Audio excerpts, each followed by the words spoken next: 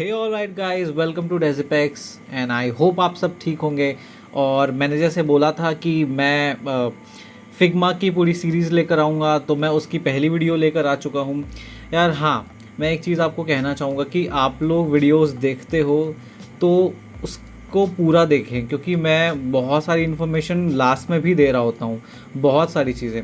और हाँ, अगर आप ये वीडियो पहली वीडियो देख रहे हैं तो उसकी सीरीज़ ज़रूर देखें, क्योंकि ये सीरीज़ आपके लिए इतनी इम्पोर्टेंट है कि अगर आपने ये यूआई डिज़ाइन सीख लिया तो आपकी ढंग की जॉब पक्की है किसी सॉफ्टवेयर कंपनी में। तो बिना देरी किए चलिए शुरू करते हैं। हम आ चुके हैं अपनी कंप्यूटर स्क्रीन के ऊपर, जिसमें फिग्मा का एप्लीकेशन खुला हुआ है। आप देख सकते हैं कि मेरा जो फिग्मा का आर्टबोर्ड है ये इतना छोटा है। आपके स्क्रीन पे डिपेंड करता है, अगर आपके पास मॉनिटर है तो आप ज़्यादा बेहतर काम कर सकते हैं, अदरवाइज जो भी है सही है। तो जो इंटरफेस है बहुत ज़्यादा इजी है, कोई कॉम्प्लेक्स चीज़ें नहीं है। हम शुरुआत से शुरू करेंगे। जो हमारे पास ये इस सेक्शन में जो टूल आपको दिख रहे होंगे, ठीक है, हम इन चीज़ों से शुरू करेंगे। मैं इन चीज़ों को सबसे पहले क्यों बता रहा हूँ, क्योंकि ये टूल्स प्राइमरी टूल्स हैं आपके। जब भी आप कोई डिज़ाइन करेंगे तो आप इन्हीं चीज़ों से ही डिज़ाइन करना शुरू कर रहे होंगे। तो आज हम एक एक चीज़ को समझेंगे। तो सबसे पहले है हमारे पास मूव टूल। तो मूव के बाद ना दो चीज़ें आती हैं, जैसे कि आप इसमें क्लिक करेंगे तो एक स्केल टूल आता है, एक मूव टूल आता है। तो मैं एज एग्जाम्पल आपको कुछ चीज़ें करके दिखाता हूँ। जैसे मैंने एक सर्कल लिया है, और जस्ट आप इन चीज़ों पे ध्यान नहीं दें, मैं जो कर रहा हूँ मैं आपको जो बताऊंगा वो चीज़ें देखें। तो हमारे पास ये दो टूल है, मूव टूल, स्केल टूल।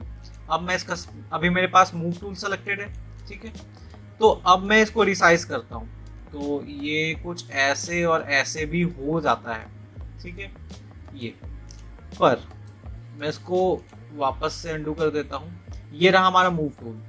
तो आप चाहें तो इसको मूव कर सकते हैं, सिर्फ मूव के लिए होता है, स्केल के लिए नहीं होता है। और बहुत सारे लोग इसी से ही स्केल कर रहे होते हैं। और अगर हम स्केल टूल लेते हैं तो आप एक चीज देख सकते हैं, मैं किधर भी अपना कर्सर लेके जाऊं वो एक प्रॉपर अलाइन वे में ही स्केल कर रहा होगा।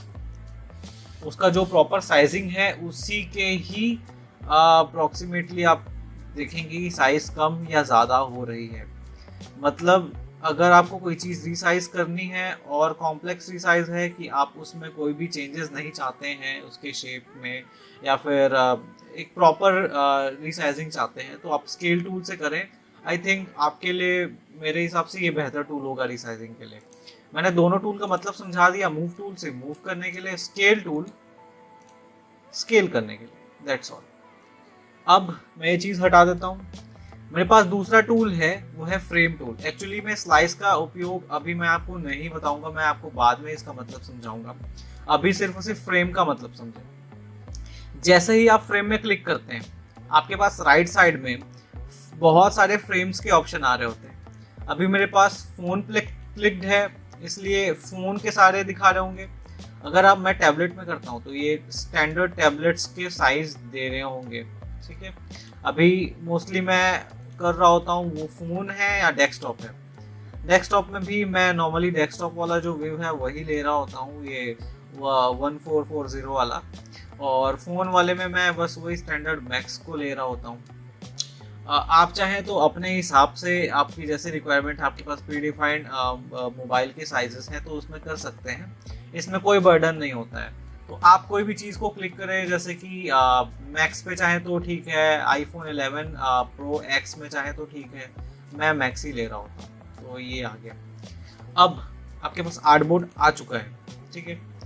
अब ये आर्टबोर्ड सबसे पहली चीज़, अगर आप अच्छे डिज़ाइनर हैं तो हमेशा अपने आर्टबोर्ड के जितने भी फ्रेम्स हैं सबको नेमिंग देंगे। जैसे मैंने ऑलरेडी एक नेम दे रखा है यहाँ, और मैं इसको अभी होम 2 कर देता हूँ, ताकि अब जब भी कोई भी फ्रेम को आपको डायरेक्टली सेलेक्ट करना हो तो आपको नाम से पता हो, और नाम से पता होगा तो आप इजीली उनके साथ मैनिपुलेशन कर सकते हैं। तो एक अच्छी प्रैक्टिस है, आपको ये करनी चाहिए। सेकेंड चीज, यहाँ से मैं आ जाता हूँ शेप के टूल में, ठीक है। अब शेप टूल, ये टूल्स का भरमार है, इसके अंदर आप बहुत सारी चीजें कर सकते हो, ठीक है। आप पर्टिकुलर एक एक सेकंड, मैं ना इसको क्या करता हूँ ना, इसको लॉक कर देता हूँ, वरना अब मैं शेप को मूव करूंगा ना, ठीक है, तो अब मैं शेप को मूव करूंगा तो ये जो फ्रेम है वो मूव नहीं हो रहा होगा। तो ये चीज़, अब मेरे पास ये एक शेप है, ठीक है। बाय द वे, अगर आप यहाँ से स्केल टूल लिए बिना ही आप इसको रिसाइज करना चाहते हैं प्रॉपर, तो शिफ्ट दबा के रिसाइज करें। जैसे आप शिफ्ट दबा कर रिसाइज कर रहे होंगे तो स्केल टूल जैसा ही काम कर रहा होगा, ठीक है। और यहाँ पे आपको एक प्रॉपर रिसाइजिंग मिल जाएगी, ठीक है। तो शिफ्ट के साथ किए करेंगे तो वो एक प्रॉपर रिसाइजिंग दे रहा होगा। तो ये चीज़ हो गई। थर्ड थिंग, जो हमारे पास टूल था, यहाँ पे आप बहुत सारे टूल्स दिए हुए हैं, आपको अपनी ज़रूरत के हिसाब से चीज़ें करनी है, ठीक है। अब मैं ये चीज़ यहाँ पे ले तो रहा हूँ, ठीक है। अब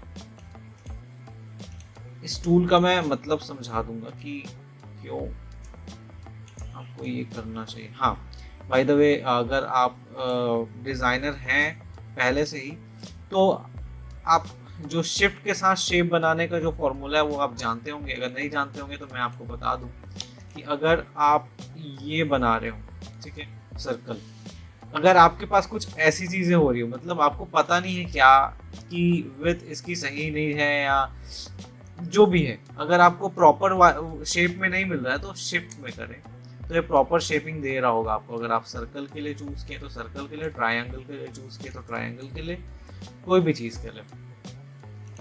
तो यहाँ से आप इमेज भी प्लेस कर सकते हैं। मैं यहाँ पे एक इमेज लेकर के आ जाता हूँ कि ये, ठीक है, और मैं इसको यहाँ पे पुट कर दिया, ठीक है। तो आप चाहें तो इसके साथ खेल सकते हैं, जहाँ भी चाहें सेट कर सकते हैं, अलग अलग इमेज के साथ कर सकते हैं। तो मैंने इमेज कहाँ से लेके आएंगे वो भी बता दिया है, ठीक है। शेप्स कहाँ से लेके आएंगे वो भी बता दिया है, ठीक है। और लाइन कैसे करना है, ये सब कुछ आप ट्राई करने की चीज़ें हैं, सारी चीज़ें ट्राई करने की चीज़ें हैं। इसके बाद आता है पेन टूल, ठीक है। पेन टूल आपको बहुत कंट्रोल दे रहा होगा, ठीक है, हर एक चीज़ में। लाइक मैं एक शेप बना रहा हूँ, ठीक है, अब वैसा शेप तो आपको प्री डिफाइंड शेप तो मिलेगा नहीं, ठीक है। तो मैं ये कैसे कर रहा हूँ वो भी बताऊँगा आपको, ठीक है। तो ये रही, ये एक शेप मैंने बना दी, ठीक है, डन। और आप इधर जो राइट साइड वाले पार्ट है उसको आप ना देखें, क्योंकि अभी थोड़ा कॉम्प्लिकेटेड सा लगेगा, पर ऑल्दो मैं वक्त के साथ ये सारी चीज़ें आपको समझा कर चल रहा हूँ। अब ये शेप आपको नहीं मिलेगा टूल के अंदर, प्री डिफाइंड टूल के अंदर। ये देखें, आपको ये शेप नहीं मिलने वाला। अगर आपको कस्टम शेप्स बनाने हैं तो ये जो पेन टूल है आपके लिए बेस्ट ऑप्शन है, क्योंकि बहुत कंट्रोल दे रहा होता है, बहुत स्लो कंट्रोल देता है, बेस्ट चीज़ है, ठीक है। अब पेंसिल टूल मैं प्रेफर नहीं करता, मेरे को पता नहीं क्यों यूआई डिज़ाइन में पेंसिल टूल क्यों दिया गया है, मेरे को अभी तक कोई समझ में, इसका कोई लॉजिक समझ में नहीं आया। ऑल दो लोग यूज़ करते होंगे, पर मैंने मोस्टली डिज़ाइनर्स को कभी यूज़ करते नहीं देखा हूँ, ठीक है। टेक्स्ट टूल, ओके, तो टेक्स्ट टूल क्या दे रहा होगा आप? सबसे पहले मूव टूल से मैं ये चीज़ डिलीट करता हूँ ताकि मैं आपको समझा सकूँ। तो टेक्स्ट टूल क्या है? इजी है, बहुत इजी समझना। टेक्स्ट ही आ रहे होंगे इसमें, ठीक है, टेक्स्ट ही आ रहे होंगे, कोई तीसरी चीज़ चौथी चीज़ आपको नहीं मिलेगी। ये देखिए टेक्स्ट आ गई। आप चाहें तो इसमें जो चाहे लिख सकते हैं। मैं यहाँ पे लिख देता हूँ एब्स्ट्रैक्ट, ठीक है, ठीक है। तो मैं आपको बता दिया ये टेक्स्ट टूल। आप चाहे तो इसमें छोटी बड़ी जो चीज़ें चाहे लिख सकते हैं, उससे कोई फर्क नहीं पड़ता है। तो ये मैंने आपको बता दिया कि कैसे यूज़ करेंगे आप ये चीज़ को, है ना। इसके बाद है हैंड टूल। हैंड टूल वही चीज़ है जो आपके आर्ट बोर्ड पे कंट्रोल दे रहा होगा, इधर से उधर मूव करने में, देखिए आर्ट बोर्ड को मूव करने में हेल्प करेगा, ठीक है, ना कि किसी ऑब्जेक्ट को मूव करने में, ठीक है। अब मैं आपको इसको शॉर्टकट बताता हूँ। अगर आप स्पेस दबाते हैं, अगर मैं यहाँ पे हूँ, ठीक है, अब मेरे को हैंड टूल की तरफ नहीं जाना है, ठीक है, मैं कितनी बार हैंड टूल दबा करके शिफ्ट चेंज करता रहूँगा, आर्टबोर्ड को मूव करता रहूँगा। इसलिए मेरे पास एक शॉर्टकट है जो कि है स्पेस। और मैं स्पेस से सारी चीज़ें बहुत इजीली मूव कर सकता हूँ। अब ये तो था कूड़ा। अब कूड़े को एक बेहतर तरीके से समझाने के लिए, हाँ, मैंने एक विक्की का ही एक छोटा सा मॉडल बनाया था जिसमें एक राम प्रसाद है, ठीक है, उसके बारे में मैंने चीज़ें बनाई है। अब मेरे पास ये एक आर्ट बोर्ड है, मैंने कोई तीसरी चीज़ यूज़ बिल्कुल भी नहीं करी है, बिल्कुल भी नहीं करी है, ठीक है। ये जो चीज़ है, ठीक है, ये टेक्स्ट से आई है, ठीक है। डिस्क्रिप्शन ये भी टेक्स्ट से आई है, ये भी टेक्स्ट से आई है, सब कुछ टेक्स्ट से आया है। और ये इमेज है, कुछ भी नहीं किया है, कुछ भी नहीं, ठीक है। और आप देख रहे हैं कि एक बेहतर यूआई बन चुका है इससे, ठीक है। तो ये ऐसे काम करेगा। मैं आपको आने वाले टाइम पे बहुत बहुत डीपली जा करके हर सारी चीज़ों को समझा रहा हूँ, पर अभी के लिए आई थिंक इन चीज़ों के साथ आप प्रैक्टिस करें, एटलीस्ट प्रैक्टिस करें, कुछ अच्छी चीज़ें बनाने की कोशिश करें। हाँ, कुछ लोग बोल रहे होंगे कि ये कर्व कैसे आए हैं इसमें, ठीक है, तो आप अभी उस पर ध्यान नहीं दें क्योंकि हमको इस चीज़ के लिए डिज़ाइन वाले सेक्शन में आना होगा और मैं नेक्स्ट वीडियो में डिज़ाइन वाले सेक्शन को आपको समझा रहा हूँ, ठीक है। तो ये सारी चीज़ें हो जाएगी। तब तक के लिए आप एक लीनियर सा कुछ ऐसे फ्रेम पे काम कर लें, ठीक है। कोई ज़्यादा अंतर नहीं है, ऑल्दो वो ज़्यादा बेहतर दिखता है, पर अभी आप इस पे ही काम करें, ठीक है। और जितनी अमेजिंग चीज़ें बना सकते हैं बनाएं और मेरे को कमेंट में ज़रूर बताएं अगर आप ऐसी चीज़ें बना रहे हैं, ठीक है। तो अपना लिंक वगैरह आप दे दें जहाँ भी आप पोस्ट करते हैं, मैं देखूंगा और अप्रिशिएट ज़रूर करूँगा जैसा भी है। अगर कोई इम्प्रूवमेंट की बात होगी तो वो भी हम करेंगे। लास्ट चीज़ ये कमेंट टूल। अब कमेंट वाली जो टूल है वो सबके लिए नहीं है, ठीक है। अब ये कमेंट वाली टूल क्या है, मैं एक पर्टिकुलर चीज़ को लिया, ये मेरा एब्स्ट्रैक्ट है, यहाँ पे मैं एक कमेंट करता हूँ कि ये मेरा टाइटल है, ये मेरा टाइटल है, ओके। अब मैं इसको पोस्ट कर दिया। अब क्या होगा कि जब इस डिज़ाइन को कोई देख रहा होगा, ठीक है, आप किसी को शेयर करोगे तो उसको जैसे ही ये चीज़ वहाँ पे क्लिक करेगा, ठीक है, तो ये चीज़ बता रही होगी इसको कि यहाँ पे कुछ है कमेंट, और जैसे इसको क्लिक करेंगे तो ये आपका कमेंट खुल जाएगा। अब ये कैसे आपको हेल्प कर रहा होता है, ठीक है, ये कुछ क्वेश्चन आंसर करने में आपको हेल्प कर रहा है। जैसे कि सामने वाला आपका क्लाइंट होता है, ठीक है, तो यहाँ पे आप टेक्स्ट डालते हैं। अब टेक्स्ट में आपने तो बोल दिया कि हाँ ठीक है, कई बार आपको समझ नहीं आ रही है कलर की कैसे रखें। अब क्लाइंट कह रहा है कि उसको ब्लू चाहिए पर आपको लग रहा है ग्रे ज़्यादा बेहतर है, पर आप बोल दें कि वहाँ पे कमेंट में डाल सकते हैं कि ग्रे मैंने ट्राई किया है पर वो अच्छा बैठ नहीं रहा है डिज़ाइन के साथ में, ठीक है, कॉम्प्लीमेंट करता हुआ नहीं दिख रहा है। तो आप वो चीज़ उस चीज़ को बता सकते हैं उनको, राइट। और यहाँ पे वो डायरेक्टली रिप्लाई भी कर सकते हैं आपका कि नहीं आप उसी को ट्राई करके देखो। तो अलग से मेल करें, कॉल करें, ये झंझट से दूर, बिल्कुल दूर। फिग्मा आपको हर चीज़ दे रहा होता है, बिलीव मी, बहुत बेस्ट टूल है।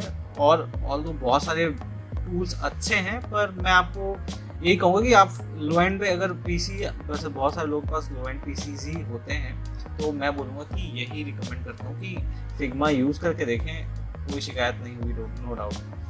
तो ये रही आज की क्लास। अगर यहाँ इस क्लास में कोई भी प्रॉब्लम हुई हो तो नीचे कमेंट पे अपनी सवाल ज़रूर छोड़ें, और अगर कोई सजेशन हो तो वो भी वो बताएं। हाँ, वीडियो पूरा देखें, ये सीरीज़ पूरा देखें क्योंकि बहुत वैल्यूएबल सीरीज़ है। अगर आप ये पूरा सीरीज़ कुछ ही वीडियोस की सीरीज़ होने वाली है, अगर ये चीज़ आप पूरी तरह से देख गए, फिग्मा सीख जाएंगे और एक अच्छे यूआई डिज़ाइनर बन जाएंगे जिसकी सैलरी 20-25 हज़ार 30 हज़ार रुपये होती है, ठीक है। तो तब तक के लिए मिलते हैं नेक्स्ट वीडियो में, ठीक है। वहाँ पे मैं आपको ये डिज़ाइन वाला सेक्शन समझा रहा हूँ, ठीक है। उसके बाद आप बन जाएंगे बिल्कुल प्रो। तो तब तक के लिए स्टे ट्यून्ड।